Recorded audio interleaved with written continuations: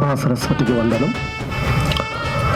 కాళీ cinema గురించి చెప్పాలంటే ముందు రాము గారి గురించి చెప్పాలి. అందరూ చెప్తున్నారు, నేను చెప్పాలి, చెప్పక తప్పదు. ఆయన పట్టుదల, ఆయన ఉత్సాహం ఈ సినిమాని ఈ స్టేజ్కి తెచ్చింది, 25వ రోజుకి తెచ్చింది. కేఆర్ విజయ తర్వాత అంత గొప్పగా ఆ పాత్రలు రాణించిన రోజారాణి గారు ఒక నిర్మాతగానే కాదు నటిగాను విజృంభించారు. మొదటి సినిమాకి అంత బాగా చేయడం, ఇప్పుడు ఇందాక అమ్మ అమ్మ కాళికా అంబ అనే పాటలో ఆమె చూపించిన హావభావాలు ఏ పెద్ద నటికి తీసిపోతాయి. చాలా చక్కటి ఎక్స్ప్రెషన్స్, ఆమెను చూస్తుంటే దేవతను చూస్తున్నానేమో అనిపించింది. అట్లాగే రాక్షసుడు, కలిపురుషుని పాత్రలో మరి బనగానపల్లి నుంచి వచ్చిన ఈ కారణ జన్ముడిన, ఎందుకంటే ఆ పాత్ర కోసం పుట్టి పరకాయ ప్రవేశం చేశాడేమో అనిపిస్తుంది. ఆ పర్సనాలిటీ అందుకే పెంచాడేమో అనిపించింది. అసలు ఆ మేకప్ అది చూస్తుంటే భయపడ్డారు.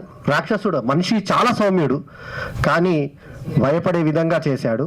చాలా అద్భుతంగా చేశాడు అతను. ఈ ఇద్దరి గురించి ప్రత్యేకంగా చెప్పాలి ఫస్ట్. తర్వాత సౌమ్యతో నా జర్నీ ఎప్పుడు స్టార్ట్ అయిందంటే ఆమెకు తెలియదు. పులి అమృత్ అనే సంగీత దర్శకుడు కమ్ డైరెక్టర్ది ఒక పాట, చిలిపి ఊహకు మురసి, గుర్తుందా పాట? ఆ పాట నేను రాశాను. నేను చాలా సినిమాలకు అప్పట్లో మాటలు పాటలు కథ అందించినవాడిని. 36 సంవత్సరాలుగా సినిమా ఫీల్డ్లో ఉన్నాను. అయితే ఆ పాట సౌమ్య పాడింది. సో ఆ తర్వాత ఇన్నేళ్లకు మళ్ళీ సౌమ్య ఇప్పుడు ఇందులో సింగిల్ కార్డ్, తను ఒక్కమే సింగరు.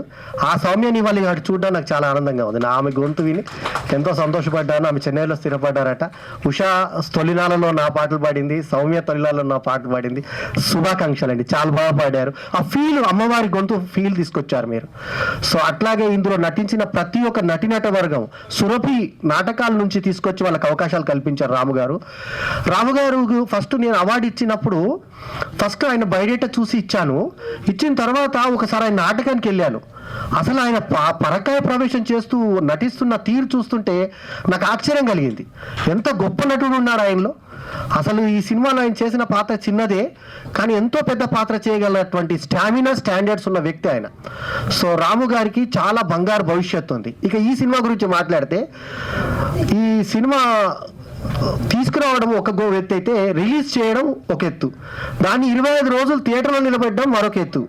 రామగారు మీ గురించి చెప్తున్నాను, వినాలి మీరు. అయితే ఈ సినిమా 25 రోజులు థియేటర్లో నిలబెట్టడం రాము గారి ఘన విజయం. ఎందుకంటే ఈరోజు సినిమా తీయడం గొప్ప కాదు, సినిమాని థియేటర్లోకి పంపడం ఒక విజయం అయితే, సినిమాని 25 రోజులు నిలబెట్టడం ఇంకొక విజయం. దానికి నిర్మాత గారు కారణం.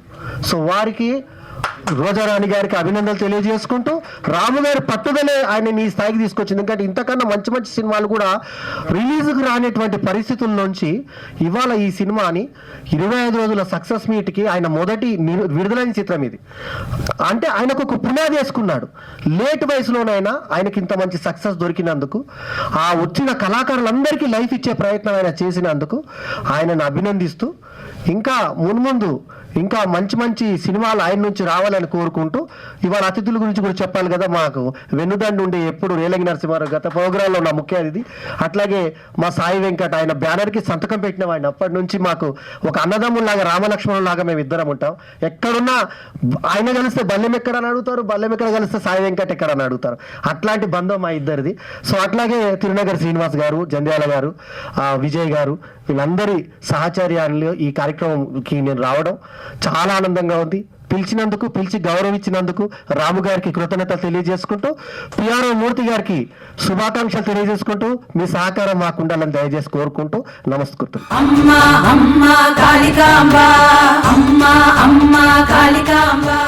మీ పర్సనల్ బిజినెస్ ప్రమోషన్స్ కోసం కింది నంబర్ను సంప్రదించండి.